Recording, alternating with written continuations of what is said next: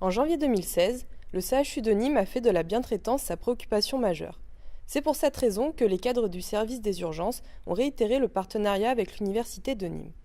En tant qu'étudiants en design social, nous pensons apporter un regard extérieur qui permettrait d'ouvrir le champ des possibles.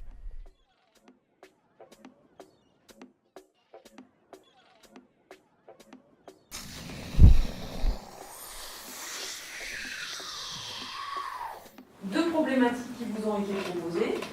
D'une part, puisque c'est un sujet sur la bientraitance, comment le design peut favoriser la bientraitance dans le service des urgences du CHU. Et la deuxième problématique sur laquelle on attire votre attention aussi, c'est le fait de réfléchir sur la manière dont on peut, avec le design, favoriser les pratiques du prendre soin.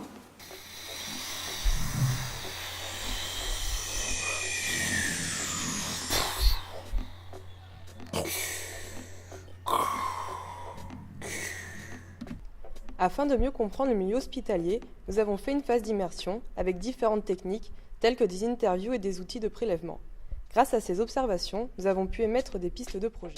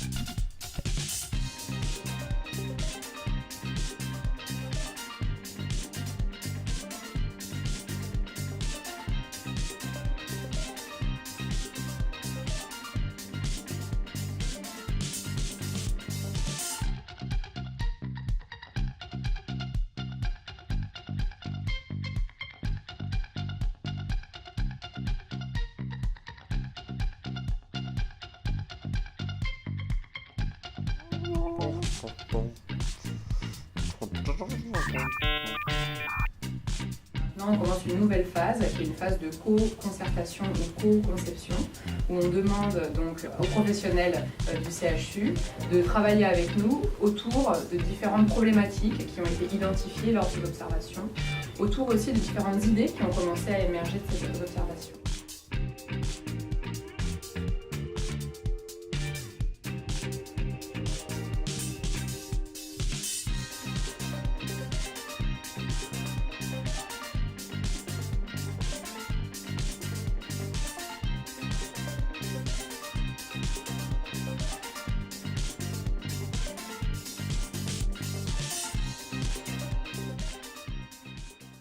L'écoute, l'échange et la réflexion sur ce qu'on peut faire pour le bien-être du patient et dans de bonnes conditions. Je pense que plus on se connaît, mieux on travaille. Bravo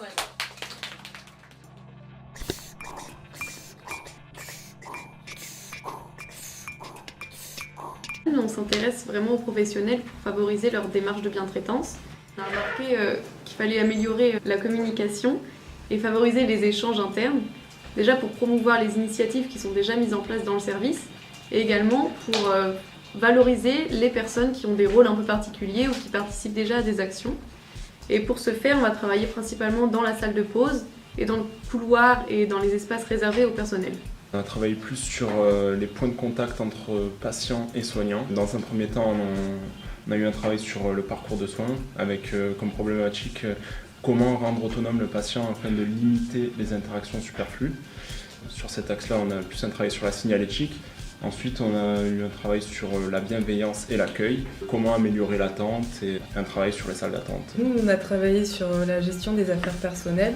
Donc on a constaté qu'il y avait beaucoup d'oubli des affaires des patients dans tout l'hôpital et donc qu'il y a un impact financier, une perte de temps pour les soignants. Nos pistes ont été, on a repensé la hiérarchie des affaires personnelles donc mieux les ranger pour optimiser le temps. Aussi, on a travaillé sur l'accessibilité pour pouvoir avoir ses affaires à portée de main plus rapidement. L'optimisation de l'espace et aussi sur la singularisation des affaires de chaque patient.